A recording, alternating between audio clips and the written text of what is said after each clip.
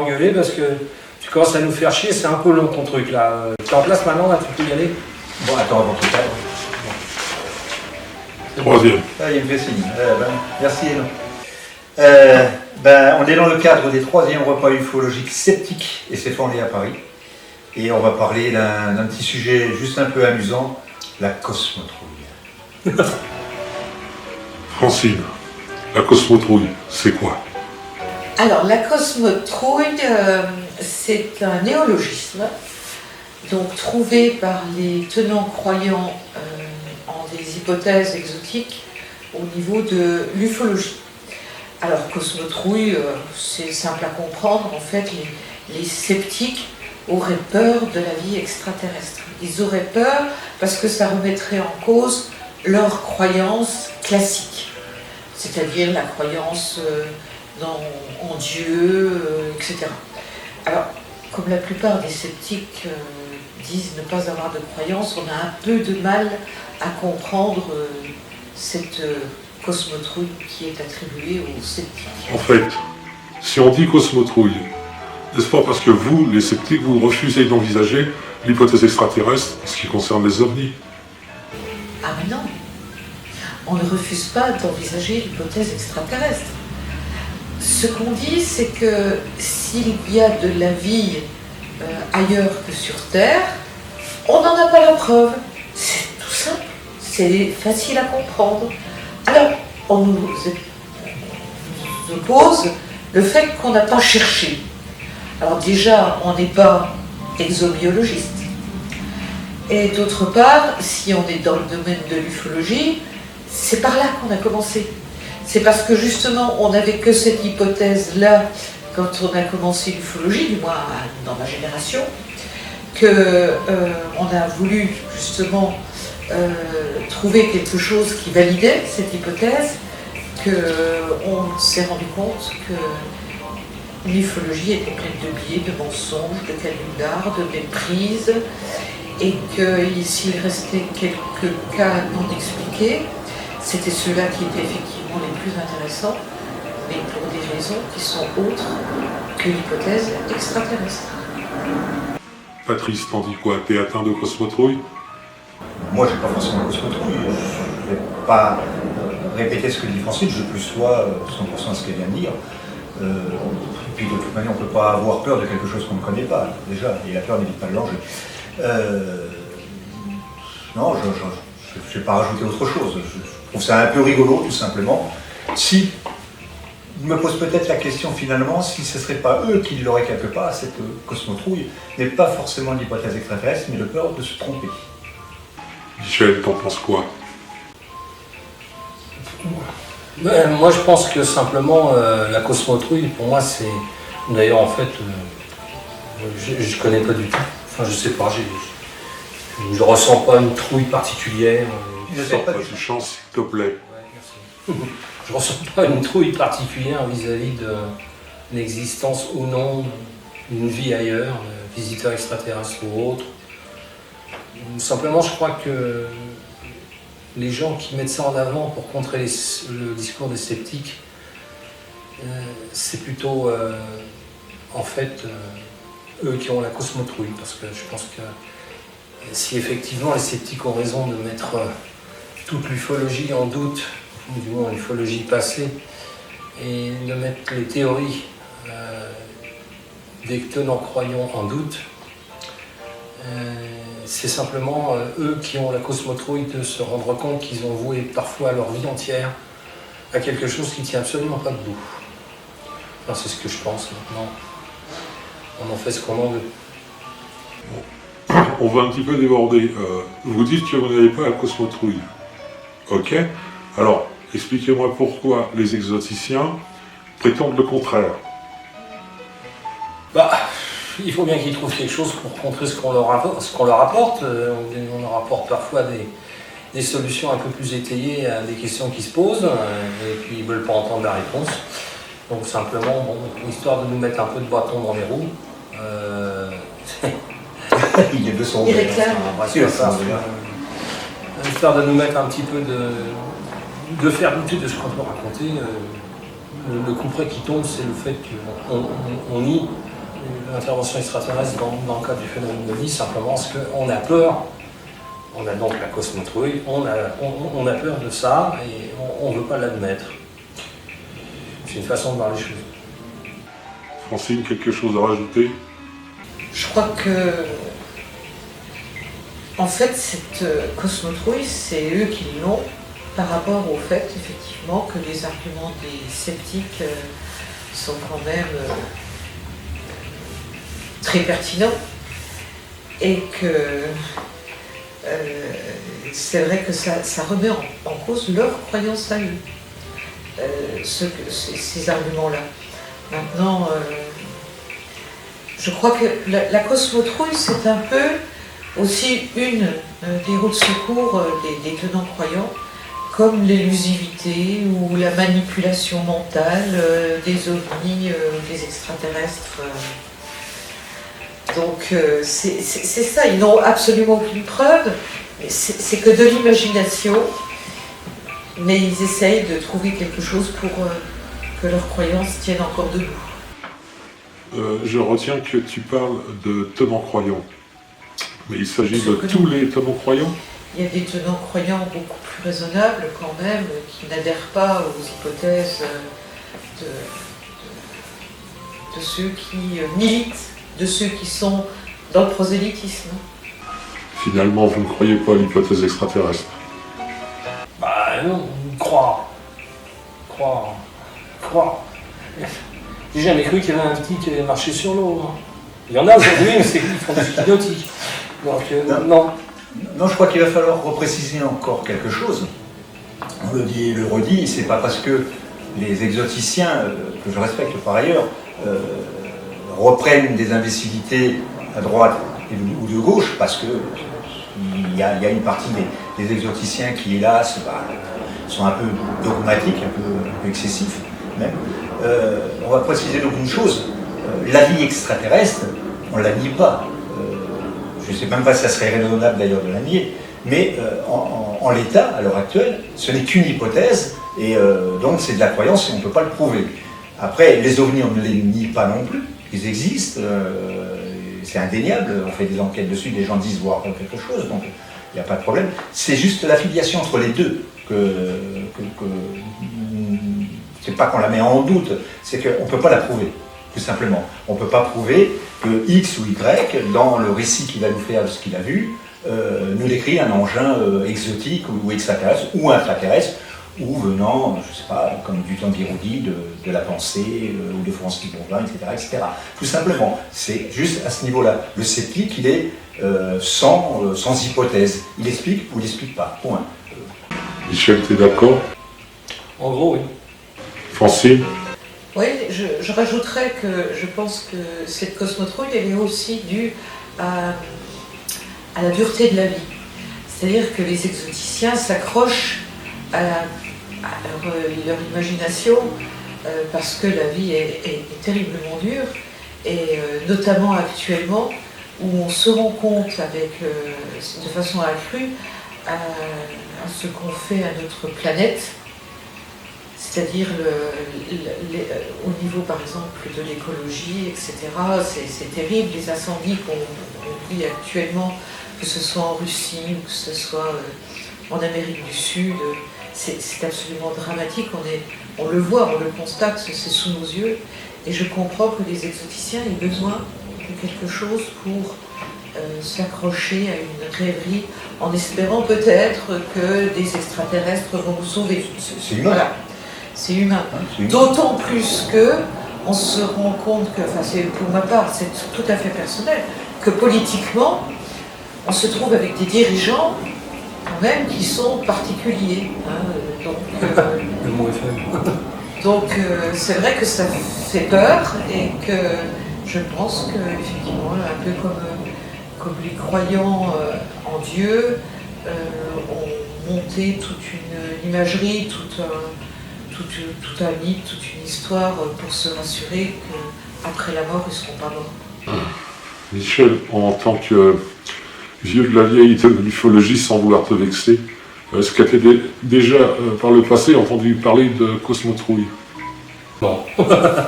Non, c'est récent ça, une invention récente. Je pense que la cosmotrouille, ça prend naissance sur les forums sur Internet. Ouais, c'est la première fois que j'ai lu le terme, c'est sur un forum. C'est assez drôle quand même. Ah oui, oui, c'est assez rigolo, bon, c'est gentillesse, c'est amusant. Puis je pense que c'est utilisé comme un argument, alors que ce n'en est pas un du tout. Enfin, Pour l'instant, je n'ai pas de preuve de ce que je vais vous dire là, parce que je n'ai pas fait d'études particulières à ce sujet, mais je pense que c'est plutôt grâce à, ou plutôt avec la montée du scepticisme et de sa vulgarisation, que des termes comme cosmotrouille ou mimétisme des ovnis sont de plus en plus présents, parce qu'il faut contrer justement les arguments des sceptiques. Le mimétisme, on en parle déjà depuis de nombreuses années. D'ailleurs, Michel, tu as dû en entendre parler. Joël Ménard en parlait. Oui, mais enfin, bon, ça, mimétisme, c'est vraiment tiré par les cheveux, quoi. Ça fait beaucoup sourire, enfin. Alors peut-être pour ceux qui ne connaissent pas le mimétisme, c'est par exemple qu'un témoin dit avoir vu une boule orange basse sur l'horizon et dit de l'avoir assimilé à un vaisseau spatial dit OVNI, et que quand on fait des recherches, on s'aperçoit que la Lune était au même endroit, dans le même azimut et dans la même hauteur angulaire, mais qu'il n'a pas vu l'OVNI, hein, ce témoin, bien que le ciel soit dégagé.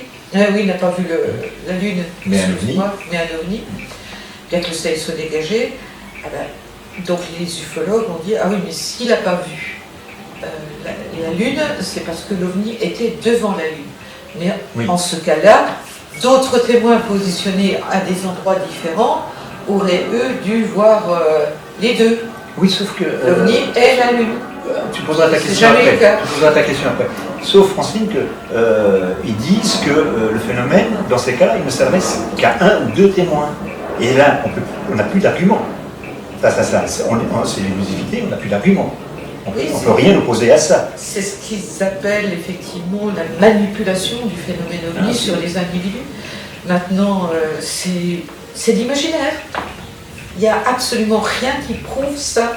Par contre, que la Lune existe à l'endroit où le témoin a vu l'OVNI, ça c'est du réel, c'est du concret. Alors, on va déborder un tout petit peu une fois de plus. J'ai lu pas mal de trucs là-dessus, j'ai entendu parler de neutralité, d'objectivité dans le domaine de l'ufologie. Vous en pensez quoi, par exemple? Certains disent on ne peut pas être neutre. Et d'autres prétendent le contraire. Quelqu'un parmi vous peut m'expliquer? Oui, c'est relativement simple. Je pense qu'on peut être neutre, qu'on doit être neutre, lorsqu'on fait une enquête. C'est-à-dire que lorsqu'on va recueillir le témoignage d'un témoin. Et que cette neutralité est un leurre quand on parle d'ufologie. On a tous des idées, tous une expérience, tous des idées préconçues et autres. Donc on n'est pas tout à fait neutre quand on parle d'ufologie en général. En revanche, ça ne nous empêche pas d'être objectif. Francine, neutralité, objectivité, c'est la même chose? Non, c'est pas pareil. Effectivement, il faut faire la distinction entre l'action qu'on peut avoir quand on fait de l'enquête, quand on réfléchit à un cas, il faut effectivement l'aborder sans a priori, au moins essayer de le faire sans a priori, parce qu'on est tous biaisés. Donc forcément, il faut un peu lutter contre les biais qui sont les pentes naturelles de notre esprit pour aborder un cas de façon la plus passive en fait possible. En revanche, effectivement, lorsqu'on parle des hypothèses, on ne peut pas être neutre, ce n'est pas vrai. Et on ne peut pas être neutre en parlant d'ufologie, en parlant des ufologues. Ça, ce n'est pas possible. Donc oui, encore. Et en parlant des ufologues, il n'y a pas de neutralité possible. Je ne vous citerai que quelques cas où on a vu il y en a un actuellement d'ailleurs, un cas où il y a une action au tribunal, tellement ça a dépassé le cadre de l'ufologie, avec quand même des choses très très graves, et on ne peut pas être neutre par rapport à cela. On ne peut que condamner des actions qui ont été destinés à porter préjudice à des gens, surtout à des gens en état de faiblesse. Ça, je ne le supporte pas. Michel, un mot sur la neutralité. Oui, personnellement, je ne suis pas neutre, mais je vais dans le sens de mes idées et pas celles d'un groupe ou d'autres. Je ne suis pas neutre parce que je nie tout sérieux de l'ufologie des temps passés, à part quelques exceptions, et elles sont rares.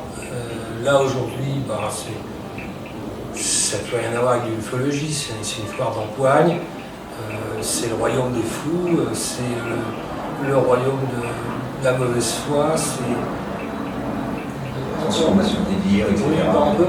On peut plus franchement travailler sur du matériel fourni par des ufologues, à moins de les connaître vraiment très bien. Donc, je me suis un tout petit peu mis en retrait de tout ça, parce que je vois pas bien ce qu'on va pouvoir faire maintenant que tout le matériel est pollué, quoi. L'ufologie est polluée en elle-même, elle est aussi polluée que la planète, et si c'est pas pire. Non, je crois que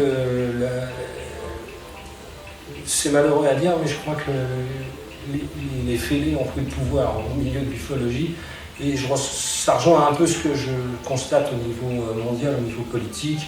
Il y a quand même une belle brassée d'allumés qui sont à la tête de nations conséquentes. Je ne vais pas citer de nom parce que je ne veux pas avoir d'histoire avec la police, mais il suffit de constater, quoi. Et l'ufologie, c'est un peu ça. Maintenant, aujourd'hui, ça n'a plus grand intérêt, en fait. Enfin, moi, c'est ce que je pense. C'est pas faux, Michel, parce qu'effectivement, Internet c'est un outil extraordinaire, pour dire ce qui est, et ça a amené beaucoup de choses, c'est extraordinaire. Le problème, c'est que les gens ne savent pas l'utiliser ou l'utilisent très mal. Il y a beaucoup d'informations qui circulent, il y en a peu qui ont, hélas, le réflexe de vérifier, et c'est vrai qu'en niveau ufologique, Internet, ça fait plus de mal qu'autre chose, puisque ça a laissé la porte ouverte à des tas de personnes, plus ou moins, puis je le dis, plus ou moins bien dans leur tête, qui avaient un besoin de reconnaissance, qui avaient un besoin d'ego, qu'ils ont propulsé en avant parce qu'ils avaient un auditoire grâce à Internet, notamment Facebook. Et c'est vrai que ça a pollué énormément de choses.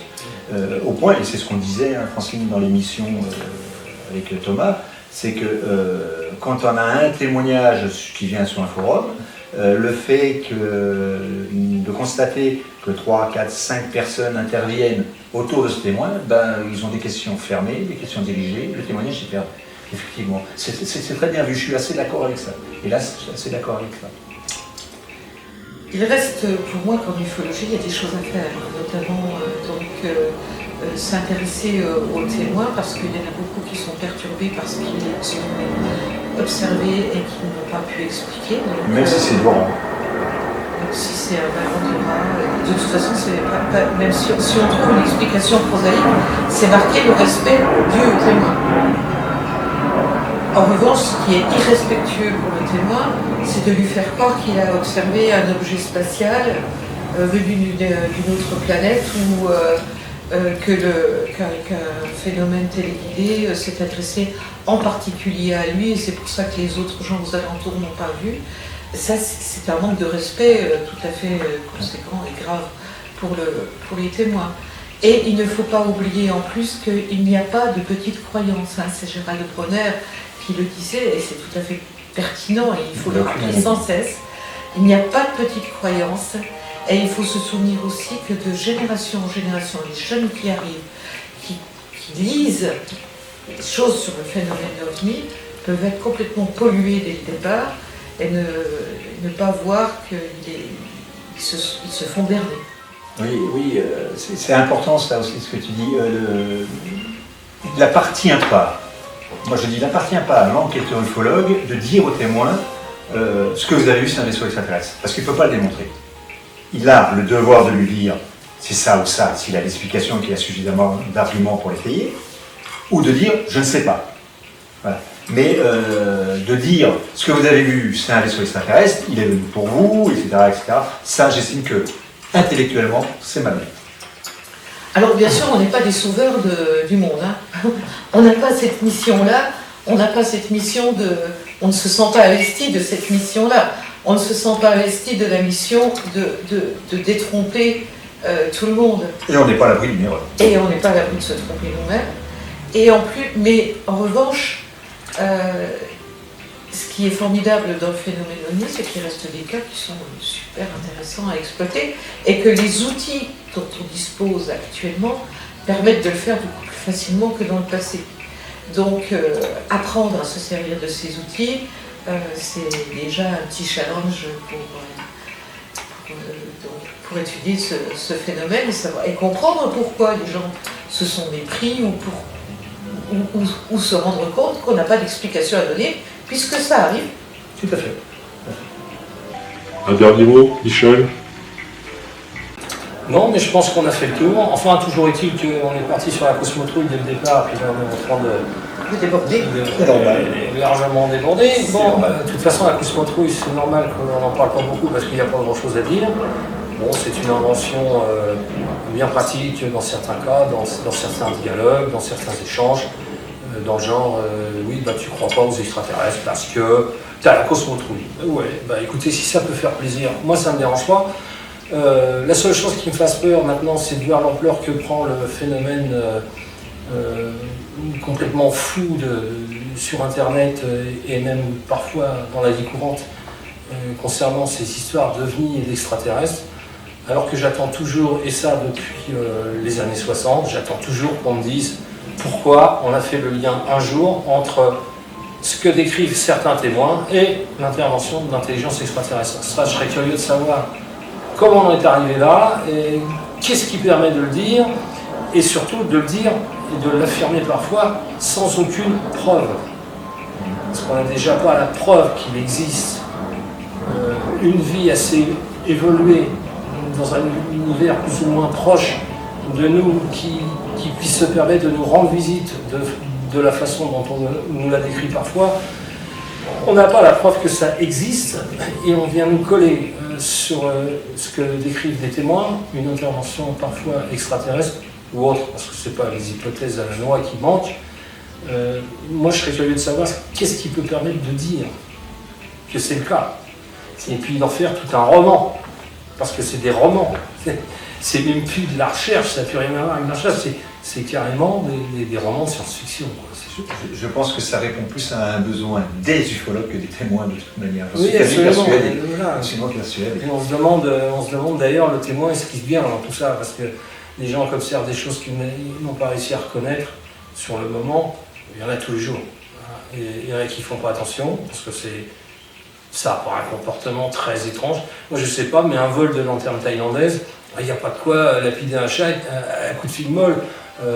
J'ai été moi-même témoin d'un vol de Thaïlande, de lanterne thaïlandaise, parce que dans la région où j'étais, il y avait un mariage asiatique un peu plus loin, ils ont lâché une flopée de lanternes. C'est passé au-dessus de notre tête, c'est passé dans la région de Montpellier d'ailleurs. Et quand c'est passé au-dessus de nos têtes, on était quand même une bonne trentaine à l'extérieur, dans une petite fête, et on m'a tout de suite demandé « mais qu'est-ce que c'est que ces choses-là » Je leur ai expliqué ce que c'était qu'une lanterne taille. Et il n'y a pas de souci, quoi. Et il n'y a pas eu de vol en formation triangulaire, ils étaient à la Tulle, poussés par le vent. Alors ma surprise, ça a été plus tard de voir dans la presse qu'il y avait quand même des gens qui avaient vu des ovnis passer en forme de triangle, avec des lumières machin et des lumières trucs. Faut arrêter ce genre de choses, parce que ça tient pas la route. Nous, on a été témoins de ce qui s'est passé, et que je peux assurer que non, ça n'est rien d'autre que ce genre de choses, des lanternes taille lâchées sous le vent, quoi. Et je vois pas où on va y trouver des formes de triangle. Alors ça, effectivement, ça peut avoir la forme de triangle en fonction de l'endroit où on se trouve. Mais ça ne volait pas à des vitesses faramineuses, ça changeait pas de direction à angle droit, ça n'avait aucune accélération, sinon que la vitesse du vent. Je ne vois pas comment on est arrivé à pondre ce que j'ai lu dans les journaux, et ce que j'ai lu dans les commentaires de certains forums. C'était à tomber le cul par terre. Alors, maintenant, je ne peux pas m'empêcher de considérer que si ça s'est produit là, ça se reproduira pour d'autres manifestations dans le ciel, et ça s'est déjà produit maintes fois. Oui, et il y a une explication de façon à ça. Parce que finalement, les ufologues en ont marre quand on parle des lanternes taille. Parce que c'est vrai, il y a plein de confusion, j'allais le comprendre. Et c'est les ufologues qui en ont marre. Le témoin, lui, c'est la première fois qu'il se méprend. Tout Complètement. simplement, tout simplement. Donc c'est normal qu'on en parle encore parce et qu'on essaye d'expliquer à d'autres témoins, parce que c'est pas parce que les ufologues ont l'habitude des lanternes de taille, et c'est vrai qu'il y en a beaucoup, que le témoin, lui, en a l'habitude. S'il témoigne, c'est parce que c'est la première fois qu'il en voit, il s'est compris. Ouais. Simplement. Et Voilà. ça sert à rien de broder là-dessus. Et en fait, la plupart du temps, les ufologues qui brodent sur des témoignages où c'est flagrant que c'est des lanternes thaïlandaises, qui brodent là-dessus, ça prouve qu'ils ne font aucune enquête. Et les théoriciens de la soucoupe, comme je dis, qui déblatèrent aujourd'hui à grand renfort de publications sur Internet, la plupart du temps, ils ne bougent pas le cul de leur chaise. Ils ne vont même pas vérifier ce qu'on leur raconte. Non, ils ne vérifient même pas le sens du vent les 3/4 du temps. Voilà. Voilà. Alors que les cosmotrouillards que nous sommes, quand même, prennent des précautions et vont effectivement vérifier le sens du vent quand il y a un soupçon éventuel de la chute de lanterne. Et ensuite, ils vont aussi rechercher des manifestations, des anniversaires, des mariages, etc. Mais Des décès aussi. Oui, maintenant des décès Maintenant des également, décès. pour symboliser, donc, pour les croyants, l'âme qui croit en une âme qui monte au ciel, ils symbolisent ça par le lâcher de lanterne. Donc ça sort des dans les bouquets. décès et dans les obsèques. Donc ça sort, maintenant les lanternes, on peut avoir des méprises avec ça. J'en ai chez moi là, si tu veux, je peux en lâcher. Et nous me faisait signe parce qu'effectivement, on en parlait tout à l'heure avec lui. Et il y a Oui, une on va te explication, il y a une explication C'est lui qui les a concernant, ramenés. une explication concernant l'impression de disparition rapide donc Ouais, des objets. C'est quand ça s'éteint, les gens sont tellement imprégnés d'une culture, d'une sous-culture, de la sous-culture ufologique, qu'ils pensent donc que la lanterne est partie, l'objet est parti à très grande vitesse. C'est l'extinction. Voilà, alors que c'est en fait juste l'extinction de la lanterne. On a eu un peu ce même genre de choses avec les bolides. On a eu des gens qui nous ont décrit des hublots, on a eu des gens qui nous ont décrit des vis et des boulons pour simplement des bolides. Je rappelle que les bolides, ce sont de grosses étoiles filantes, en gros. Je ne vais pas faire un cours ici. Non. Surtout, j'en ai pas la capacité et que d'autres sont bien plus férus que moi en la matière. Mais ce sont de grosses étoiles filantes qui passent dans le ciel et qui laissent des traînées quand même assez importantes. Donc il y a un phénomène de persistance rétinienne. Il y a un phénomène aussi dû à la composition même de la météorite, ou du météore, parce que c'est pas toujours une météorite, puisque ça tombe pas toujours au sol. Et puis il y a toute cette sous-culture ufologique qui remonte et qui fait penser aux gens que c'est un vaisseau spatial. Oh, on aurait des tas d'exemples à donner, mais bon, c'est pas le but. Là. Pas le but. Non. Je pense qu'on s'est effectivement s'éloigner de la cosmotrouille. Ça nous arrange parce que quand on en a peur, ça nous arrange. Bon, ça ne Voilà. dérange pas. Par contre, le dernier mot qu'il me dit, oui, on va les manger, ça va. Le dernier mot, j'ai faim. Voilà, et puis moi j'ai soif. Allez, tiens. Allez, À votre santé Allez, ciao. et à toi, Hélène. Et éteins maintenant. Allez, bonsoir.